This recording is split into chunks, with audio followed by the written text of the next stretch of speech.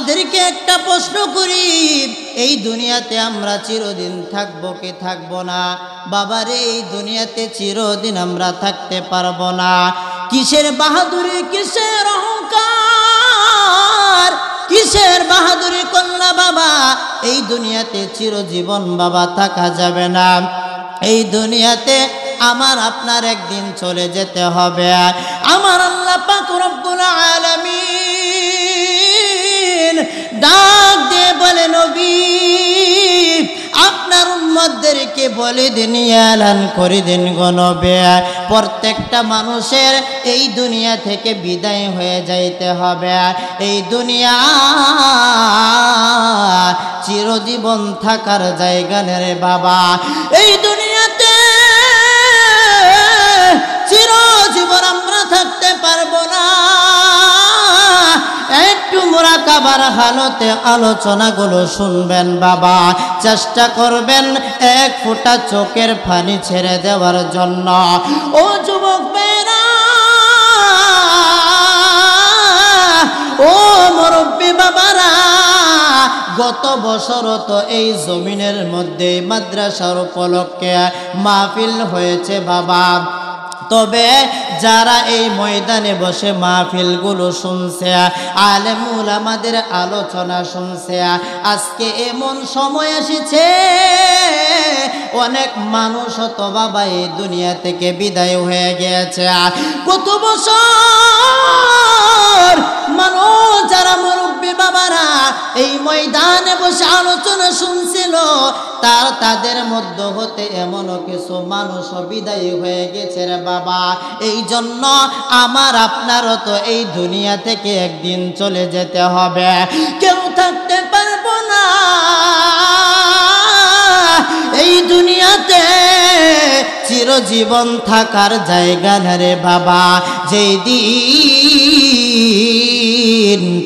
আমি আপনি এই দুনিয়া থেকে বিদায় হয়ে যাব বাবা, এই দুনিয়ার কেউ আপন না। সমস্ত মানুষগুলো আমার আপনার পর হয়ে যাবে রে বাবা। ও বীররামপুরের মুসলমান, পায়ে হাত রেখে যায় রে বাবা, পায়ে হাত রেখে একটা প্রশ্ন করে যায় রে বাবা। এই দুনিয়াতে আমার আপনার কেউ আপন হবে না রে বাবা। নিজের সন্তান কেউ আমার আপন হবে না রে বাবা। নিজের স্ত্রী আমার আপনার আপন নয়, নিজের আদরের সন্তানগুলো আমার আপনার আপন হবে না। যেই দিন হযরতে আজরাইল আমাদের সামনে এসে হাজির হয়ে যাবে, হযরতে আজরাইল রাত্রি 4টা যখন বেজে যাবে, হঠাৎ করে দেখবেন আমার আপনার জানটা হযরতে আজরাইল কাছে থেকে কথা বলা যায়, এভাবে কথা বলা যায়।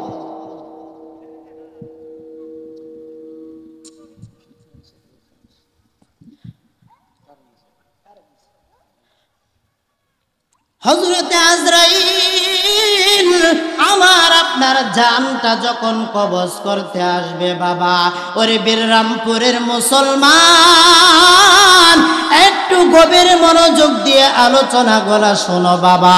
আমি দীর্ঘ ঘন্টা আলোচনা করব না, অল্প আলোচনা করব মুরাকাবার হালতে, যেন আমার আপনার নাজাতের ফয়সালা এই জমিন থেকে হয়ে যায়। ওরে বাবা, একটু মনোযোগ দিয়ে শোনো। এই জমিনে তোমার বাবাও ছিল বাবা, এই জমিনের মধ্যে আমার দাদা এই জমিনের মধ্যে একদিন ছিল বাবা। আজকে তারা কবরের মধ্যে চলে গিয়েছে বাবা। ওই বীররামপুরের মুসলমান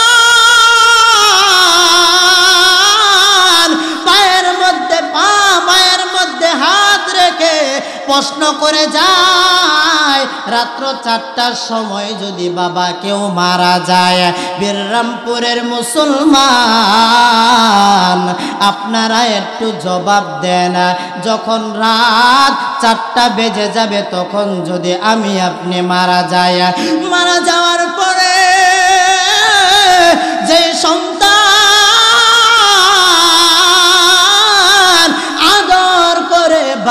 আর কলার মধ্যে জড়িয়ে ধরে রাখতো বাবা। যে স্ত্রী নিকটতম ভালোবাসার স্ত্রী গলার মধ্যে জড়িয়ে ধরে শুয়ে থাকতো, একই বিছানায় ঘুমাইতাম। কিন্তু কি বড় ইতিহাস, 4টা বাজার পরে যখন আমার আপনার জান কবজ হয়ে গেল বাবা, ওই সময় আমাকে আপনাকে ওই সোনার খাটের মধ্যে আর রাখবে না বাবা। ওই খাট থেকে আমাকে আপনাকে বের করে উঠানের মধ্যে আমার আপনার লাশ চলে নিবে বাবা। উঠানের মধ্যে চৌকির উপরে আমাদের লাশগুলো রাখা হয়ে যাবে বাবা। আমার সন্তানেরা কান্না করবে, মা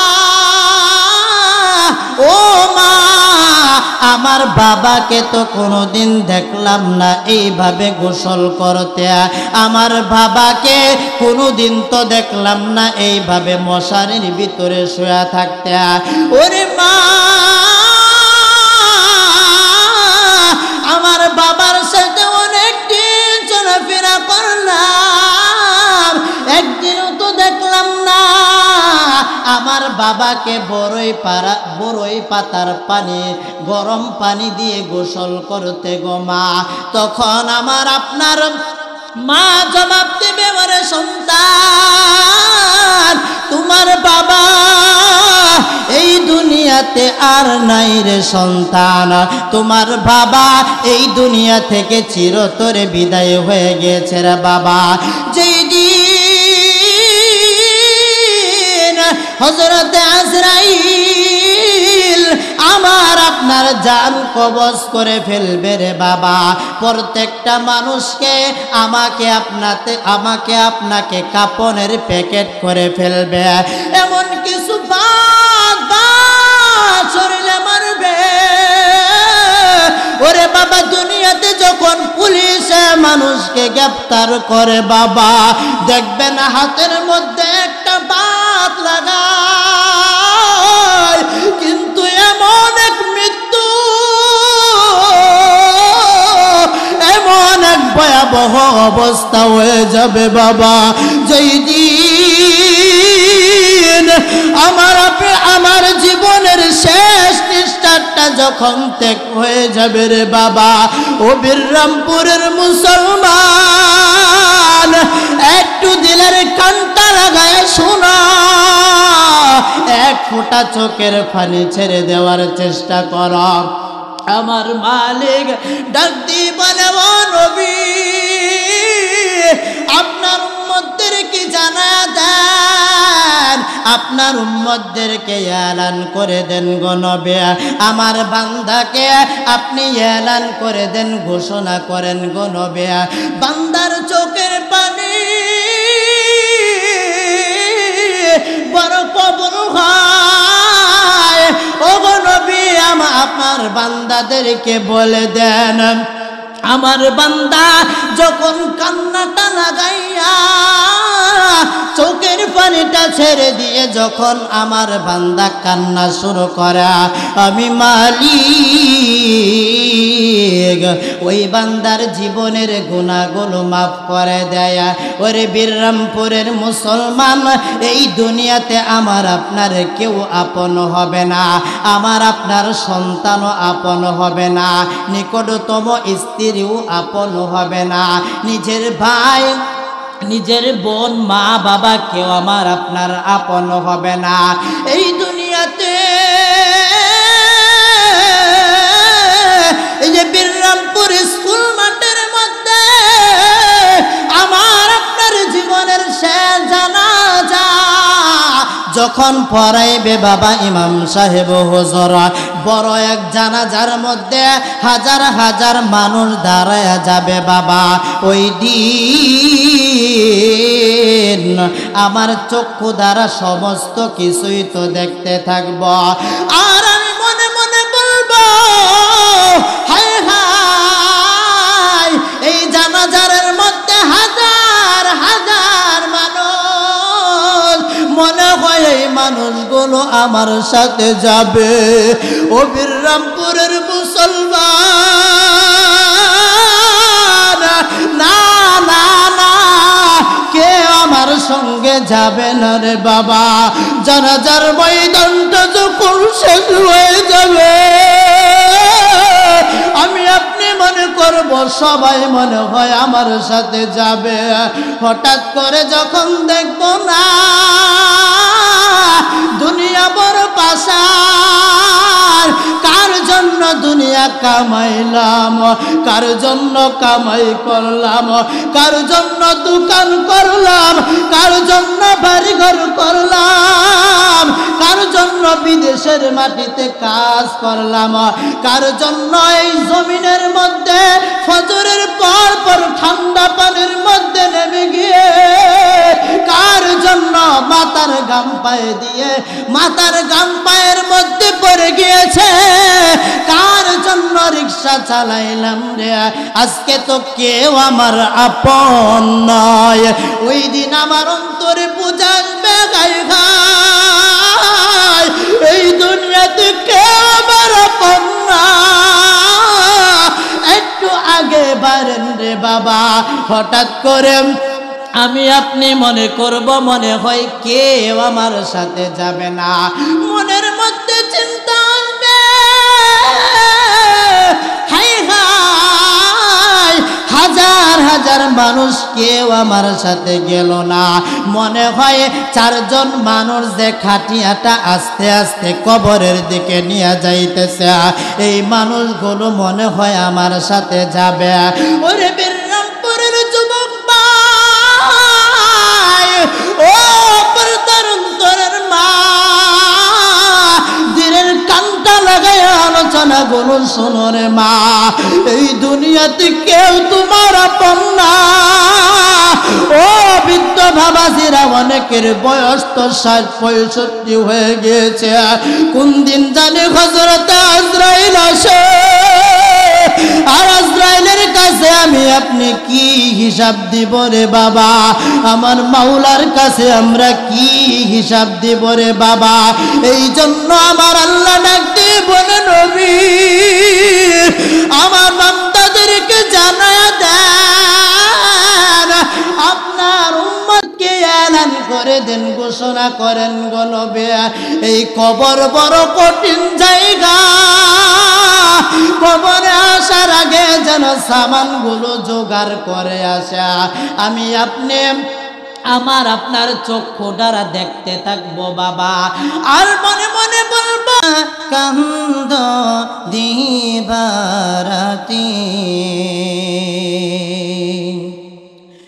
বেবে দেখো মনে মনে,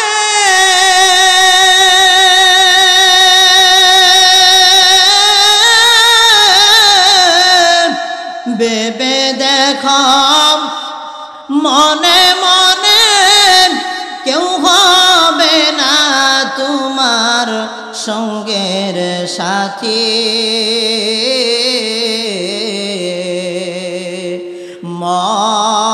মন কার লাগিয়া কান্দ দিবারাতি, কথা কোন ঠিক কিনা? ও সাকুয়ার যুবক বেরাম, ও বৃদ্ধ বাবাজিরা, যারা এই মাহফিল থেকে চলে গেল রে বাবা, তোমাদের দুইটা পায়ে হাত দিয়ে বলে, এই জান্নাতের বাগানকে অসম্মানী করবা না, আলেম উলামাদেরকে অসম্মানী করবা না। আল্লাহর নবী বেরাস হয়ে যাবে, আমার আল্লাহ আরশ থেকে বেজার হয়ে যাবে। আমার মালিক যদি বেজার হয়ে যায়, এই দুনিয়া আমার আপনার জন্য বরবাদ হয়ে যাবে বাবা। ওরে বাবা, কিসের দুনিয়া, কিসের দুনিয়া? এই দুনিয়াতে চিরজীবন থাকতে পারবো না বাবা।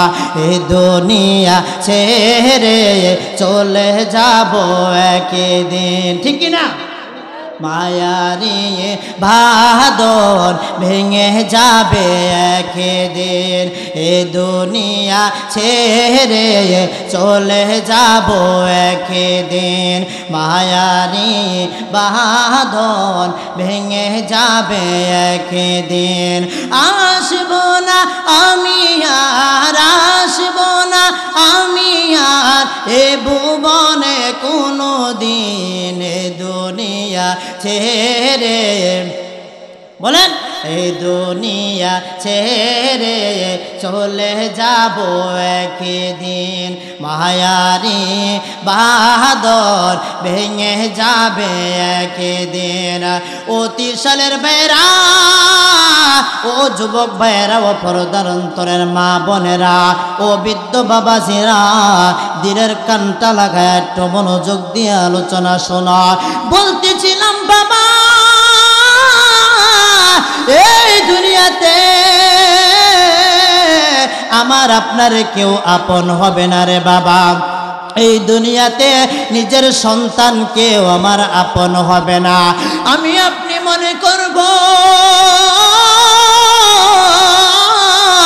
মনে হয় জানাজার মানুষগুলো কেউ আমার সাথে গেল না, মনে হয় আমার সাথে যে চারজন মানুষ খাটা কাঁধে নিয়ে নিয়ে আসতেছে, আমার মন বলে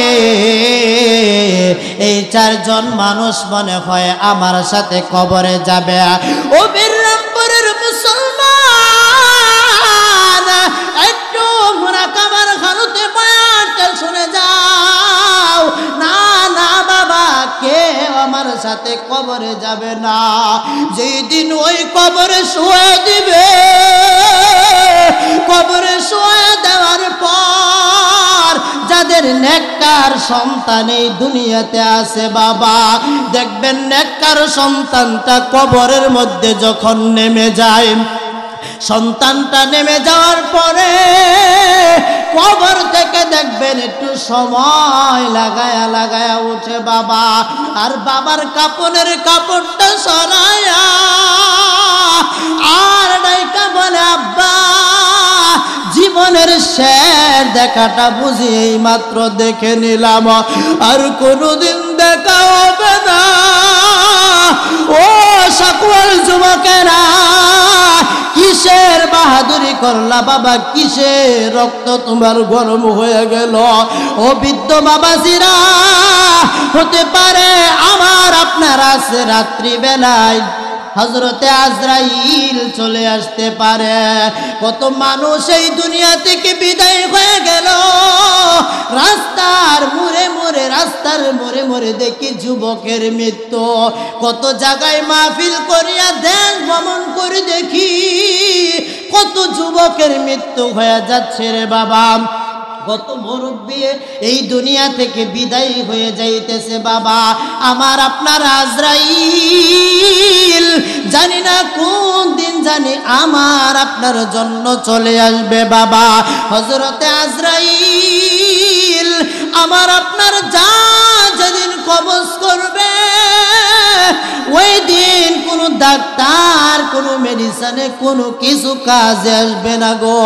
ও বীররামপুরের মুসলমান, যখন আমাদের জান কবজ করবে, এমনিতেই রগগুলো শরীরের টাস টাস করে ছিঁড়ে যাবে। দেখবেন যারা মুরব্বী আছেন, যাদের অভিজ্ঞতা বেশি, যাদের সামনে দুনিয়ার মানুষগুলো অনেক সময় চলে যায়, হঠাৎ করে ডাক দিয়ে বলে, ভাই আমাকে ধরো, আমাকে ধরো, আমি আর সহ্য করতে পারতেছি না। এমনিতেই দেখবেন চক্ষুটা উল্টায় দেয় বাবা, আর বলে আমাকে ধরো, আমাকে ধরো, আমাকে ধরো রে বাবা। কোন দিন জানি হযরতে আজরাইল এই দুনিয়াতে চলে আসে। ও যুবক ভাইরাম, এই দুনিয়াতে বসবাস করতে গিয়ে আমরা জীবনে অনেক গুনাহ করে ফেলেছি, অনেক অন্যায় করে ফেলেছি, অনেক অপরাধ করে ফেলেছি বাবা। আমার মাওলাই ডাক দিয়ে বলে, ও নবী, আমার বান্দাদেরকে ডাক দিয়ে আপনি এলান করে দিন, ঘোষণা ঘোষণা করে দেন গো নবী, আপনার উম্মতদেরকে বলে দেন, আপনার উম্মতেরা আমার বান্দারা এই দুনিয়াতে গুনাহ করবে, অন্যায় করবে, অপরাধ করবে, তারপরেও যেন মন ঘাবড়িয়ে না ফেলে, আমি মাওলার কাছে খাটি দিলে যেন তওবা করে।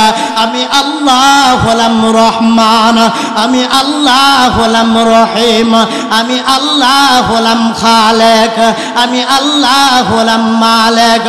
আমি আল্লাহর দরবারে যদি খাটি দিনে কেউ তওবা করে, আমার মাওলা ডাক দিয়ে বলে, ও নবী উম্মতদেরকে জানিয়ে দিন, গুনার কথা স্মরণ করিয়া এই দুনিয়াতে অপরাধ করে ফেলেছে আমার বান্দা, এই দুনিয়াতে গুনার কাজে লিপ্ত হয়ে গিয়েছে, এই দুনিয়াতে না বোঝার কারণে এই দুনিয়াতে শয়তানের ধোঁকায় পড়ে কতই গুনাহ না করছি বাবা। নিজের গুনার দিকে যদি তাকায় জাহান্নাম ছাড়া তো আর কোনো উপায় দেখি না। আমার আল্লাহ পবিত্র কুরআন মাজিদের মধ্যে ডাক দিয়ে বলে, নবী আপনার উম্মতদেরকে জানিয়ে দেন, কুল ইয়া ইবাদিয়াল্লাযীনা আসরাফু আলা আনফুসিহিম লা তাকুনাতু মির রাহমাতিল্লাহ ইন্নাল্লাহা ইয়াগফিরুয যুনুবা জামিআ ইন্নাহু হুয়াল গফুরুর রহিম। ওগো নবী আপনার উম্মতদেরকে বলে দিন, আপনার উম্মত যদি উহুদ পরিমাণ গুনাহ করে ফেলে, আপনার উম্মত যদি গুনার জর্জরিত হয়ে যায়, আমি আল্লাহর রহমত থেকে যেন নৈরাশ না হয়। এই জন্য বীররামপুরের মুসলমান ভাইরা, ও যুবক ভাইরা, ও বৃদ্ধ বাবাজিরা, জীবনে চলতে গিয়ে অনেক গুনাহ করে ফেলেছে, তবে খাঁটি দিলে যদি তওবাটা করতে পারো, আমার মাওলার দরবারে যদি এক ফোঁটা চোখের পানি ছেড়ে দিতে পারো, আমার মাওলাই ডাক দিয়ে কয়, ওগো নবী আপনি বলে দেন, আমার বান্দা যখন চোখের পানি ছেড়ে দিবে, চোখের পানিটা নাকের ঢুকায় আসার আগে আগে আমি আল্লাহ ওই বান্দার দোয়া কবুল করে নেয়।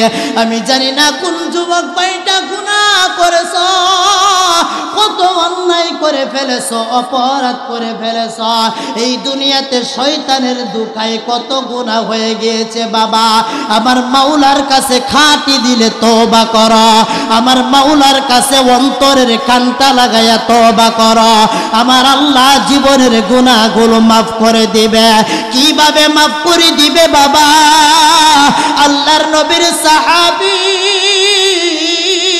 হযরতে সাঈদ ইবনে আব্দুর রহমান, আল্লাহর নবীর সাহাবী সাহালাবাতুল আনসারী নামে এক সাহাবী আল্লাহর নবীর সাথে যুদ্ধের ময়দানে চলে যাবে বাবা।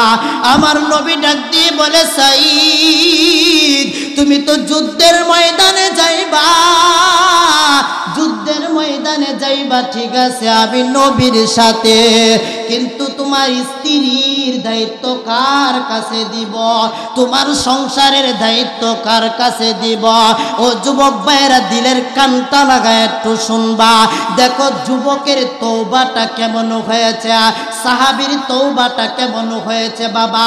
এমন তওবা যদি তুমি আমি করতে পারি রে যুবক, জীবনে কত গুনাহ করেছ, সমস্ত গুনাহ আমার মাওলা ওয়াদা দিছে, সমস্ত গুনাহগুলো মাফ হয়ে যাবে। এই জন্য ওই সাহাবীর মতো তওবাটা করতে হবে। দেখেন আস্তে আস্তে হাঁটি হাঁটি পা পা করে কেমন করে ঘটনাটা বলে দেই বাবা। আল্লাহর নবীর সাহাবী হযরতে সাইদ ইবনে আব্দুর রহমান আমার আপনার নবীর সাথে যুদ্ধের ময়দানে চলে গিয়েছে বাবা। যাওয়ার সময় এবার হযরতে সালাবাতুল আনসারী নামে একজন সাহাবে ডাকতে বলে, ও আমার ভাই, আল্লাহর নবী আমাকে আপনাকে তো ভাই ভাই বানিয়ে দিয়েছে, আমি আপনি এই দুনিয়াতে ভাই ভাই ভ্রাতৃত্ব করে দিয়েছে। ভাই ভাইয়ের সম্পর্ক বড় চমৎকার সম্পর্ক। ওগো আব্দুল্লাহ আনসারী, ওগো সালাবাতুল আনসারী, এই দুনিয়াতে তোমার থেকে বড় আপন আমার আর কেউ নাই। তোমার কাছে আমার স্ত্রী, আমার সন্তানাদি, সমস্ত মানুষের দায়িত্বগুলো তোমার কাছে দিয়ে আমি নবীর সাথে যুদ্ধের ময়দানে চলে যাব। ও বীররামপুরের মুসলমান, দিলের কানটা লাগায় শোনো, সাহাবে কারাম কিভাবে তওবা করেছে, ওইভাবে আমি আপনি যদি তওবা করতে পারে, আমার মাওলা আমার আপনার চোখের পানি বিথাই দিবে না বাবা, আমার আপনার চোখের জল বিথাই দিবে না। আমার মাওলা ওয়াদা দিছে চোখের পানি কবুল করে নিবে। আজকের মজলিস থেকে আমরা গুনাহগুলো মাফ করায় আমরা মজলিস থেকে উঠবো বাবা। হযরতে সাইদ ইবনে আব্দুর রহমান আমার নবীর সাথে চলে গেলেন যুদ্ধের ময়দানে। সাহালাবাতুল আনসারী বাবা বাজার ঘাট করে এবার বাবা ওই যে সাইদ ইবনে আব্দুর রহমানের ঘরের ভিতরে চলে গেলেন। সাইদ ইবনে আব্দুর রহমানের ঘরের ভিতরে চলে যাওয়ার পরে তার স্ত্রী বড় সুন্দরী বাবা, এইভাবে গোসল করার পর মাথার চুলটা ছেড়ে দিয়ে আশ্রয়তেছে। এমন সময় সালাবাতুল আনসারী গিয়ে ঘরের ভিতরে হাজির হয়ে গিয়েছে। হাজির হওয়ার পর এবার ওই হাতের মধ্যে এইভাবে খপ করে ধরে ফেললেন। ডাকতে বলে, ও বাবি, এই দুনিয়াতে আর কেউ দেখার মতো নাই গো ভাবে, তোমার সাথে আমি গুনাহের কাজে লিপ্ত হতে চাই। এমন সময় ওই মহিলা আল্লাহ ওয়ালি একজন মহিলা ডাক দিয়ে বলে, ও সালাবাতুল আনসারী,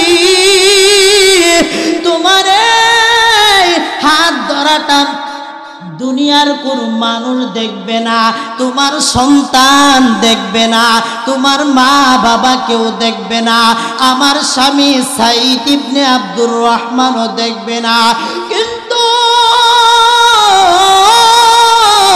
আমার আল্লাহ আসমান থেকে দেখতেছে রে সাহালাবাতুল আনসারী।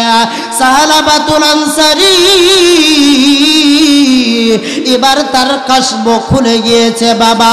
এইবার নিজের কাছে বড় অপরাধী মনে হইতেছে। ও বীররামপুরের মুসলমান, সাহালাবাতুল আনসারীর মতো তওবাটা করো না।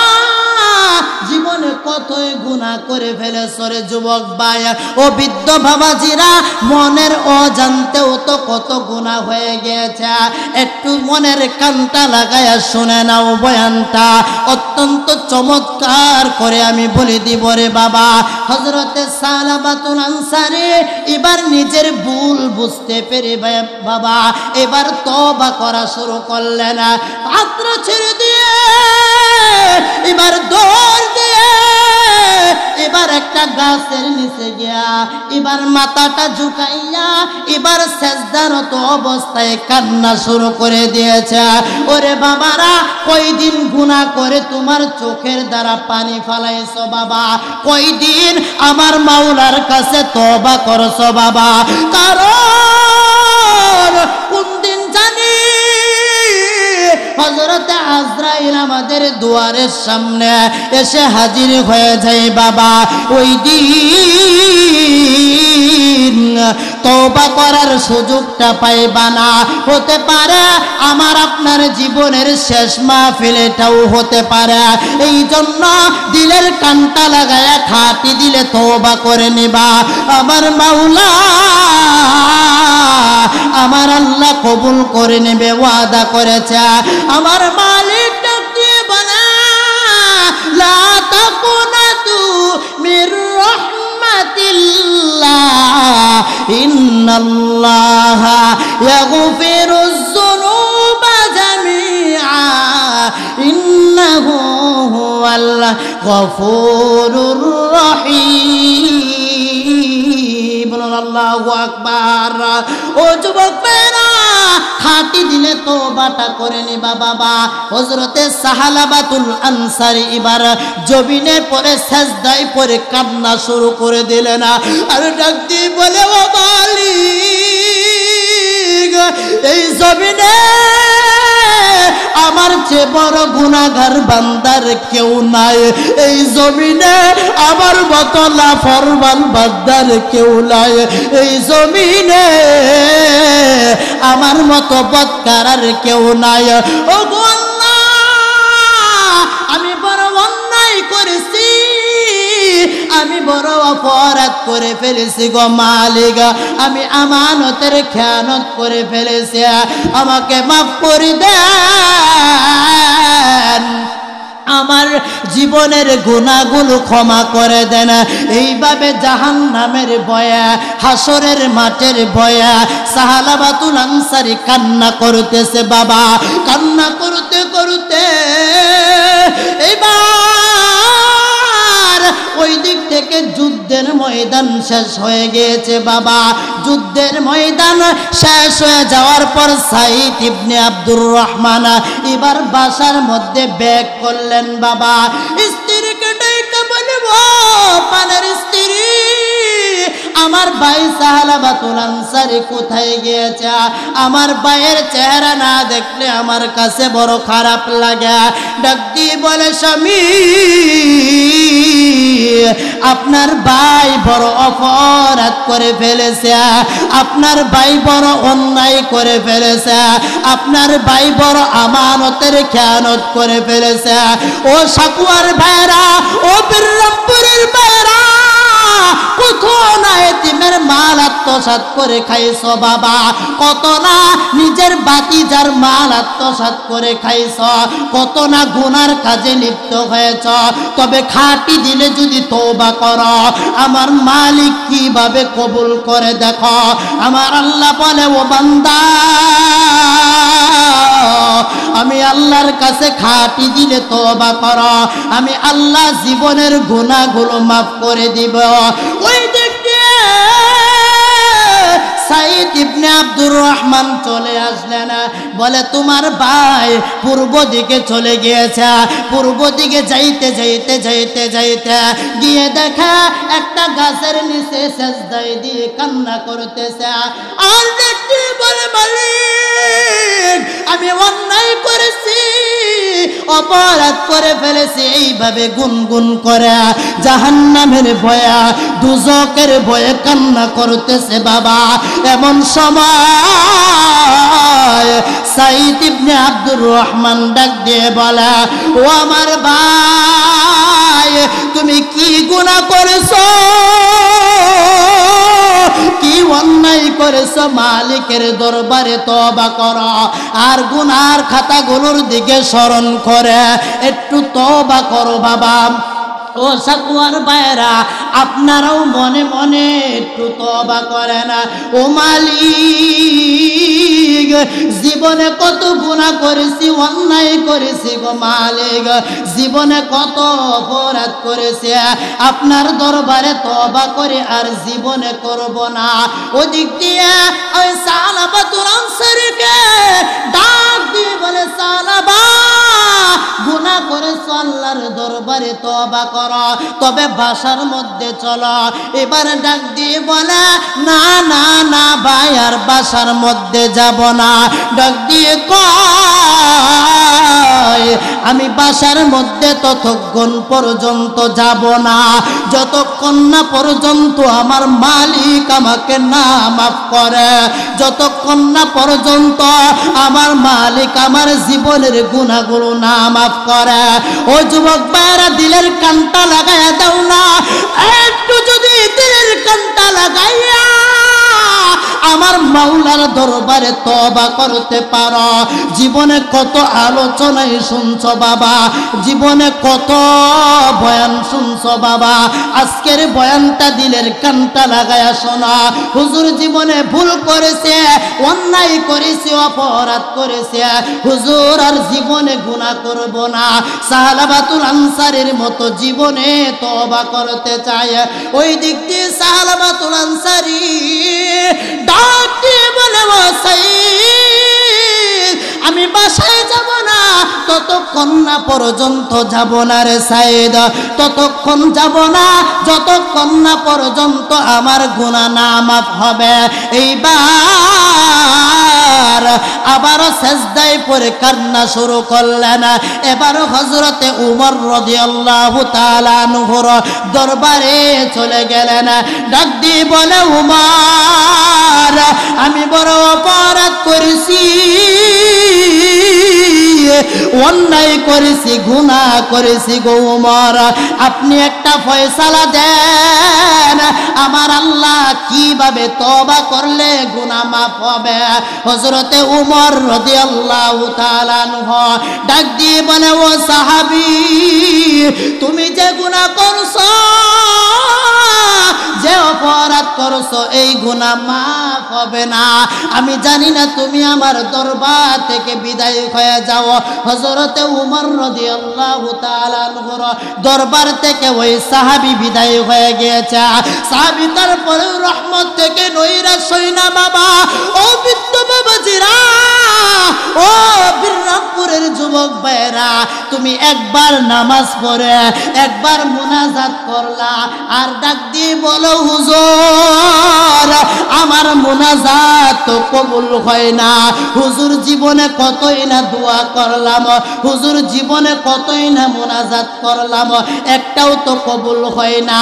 তবে দিলের কানটা লাগায় শুনো বাবা, খাঁটি অন্তরে মনের কান লাগায় যদি মুনাজাতটা করতে পারো, আমার মাওলার দরবারে যদি তওবা করতে পারো, আমার মালিক তোমার জীবনের গুনাহ মাফ করবে। আমার মালিক ওয়াদা করেছেন, বান্দা যদি আমার দরবারে তওবা করে আমি আল্লাহ মাফ করে দিবে। হযরতে সাহাবাতুল আনসারী এইবার হযরতে উমরের দরবার থেকে বিদায় হয়ে গেছে। এখন হযরতে আবু বকর রাদিয়াল্লাহু তাআলা আনহুর দরবারে চলে গেলেন। আবু বকর, আমি যে গুনাহটা করে ফেলেছি, আমি যে অন্যায় করে ফেলেছি, ও আবু বকর এই বিষয়ে আমাকে একটু ফয়সালা দেন।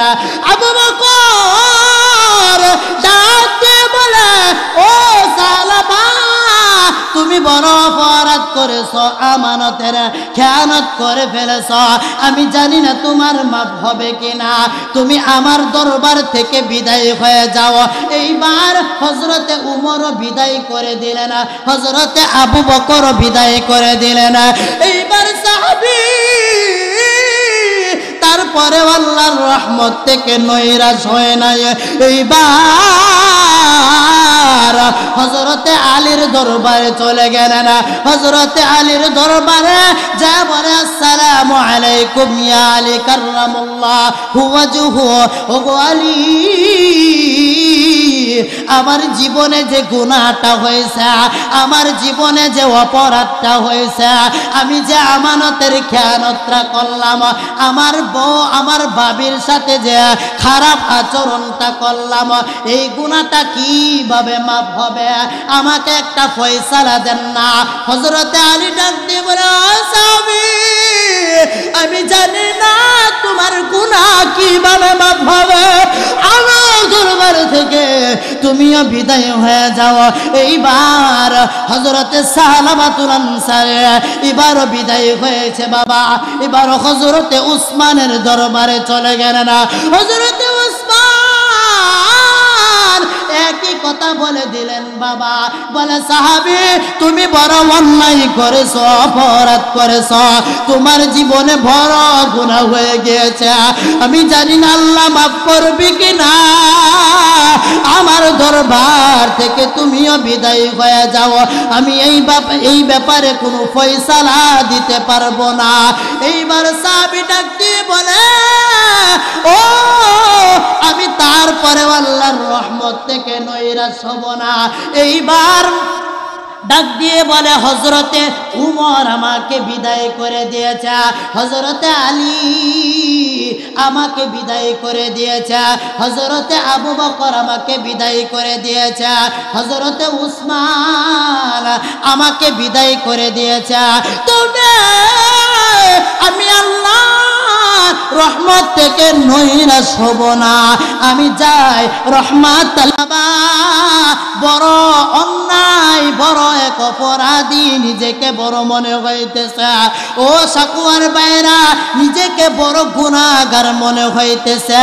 এইবার ডাক দিয়ে কয় আমার চেয়ে বড় গুনাহগার বান্দা মনে হয় এই জমিনের মধ্যে আর কেউ নাই, আমার চেয়ে নাফরমান আর বান্দা মনে হয় এই জমিনের মধ্যে কেউ নাই। আমাকে উমর বিদায় করে দিয়েছে, আলী বিদায় করে দিয়েছে, তবে কোনো সমস্যা নাই, নবীও বিদায় করে দিয়েছে। তারপরে আমি আল্লাহর রহমত থেকে নৈরাশ হব না।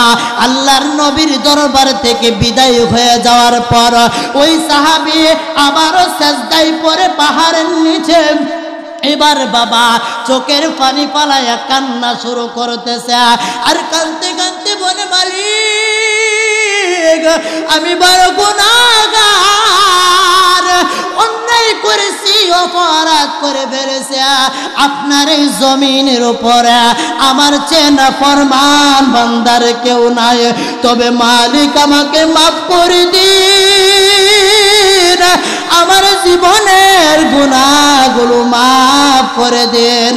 এই মুহূর্তে কোরআনের আয়াত নাজিল হয়ে গেছে, আমার নবীর দরবারে আয়াত চলে আসতেছে। ডাক দিয়ে বলে নবী আপনি ওই সাহাবীকে কেন বিদায় করলেন? ওই সাহাবীর জীবনের গুনাহগুলো মাফ হয়ে গিয়েছে। কেমন মাফ হয়েছে বাবা? ও সাকুয়ার মুসলমানেরা, সালাবাতুল আনসারীর তওবা কেমন ভাবে কবুল হয়েছে বাবা।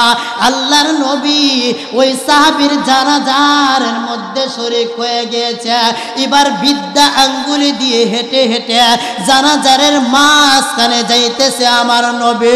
হযরতে উমর ডাক দিয়ে বলে নবী আপনি এই সাহাবীর জানাজার মধ্যে শরীক হয়েছেন, তবে আপনি কেন বিদ্যা আঙ্গুলি দিয়ে হেঁটে হেঁটে কেন যান গো নবী? আমার নবী ডাক দিয়ে বলে উমর আমার এই সাহাবীর তওবা এমন ভাবে কবুল হয়েছে, আমার এই সাহাবীর জীবনের গুনাহ এমন ভাবে কবুল হয়েছে, আমার এই সাহাবীর জীবন থেকে এমন ভাবে গুনাহগুলো মুছে গিয়েছে। এই সাহাবীর জানাজারের মধ্যে এমন এমন কিছু আমার আল্লাহর ফেরেশতা নাজিল হয়েছে, আমি নবীর পা ফালানোর জায়গা নাই।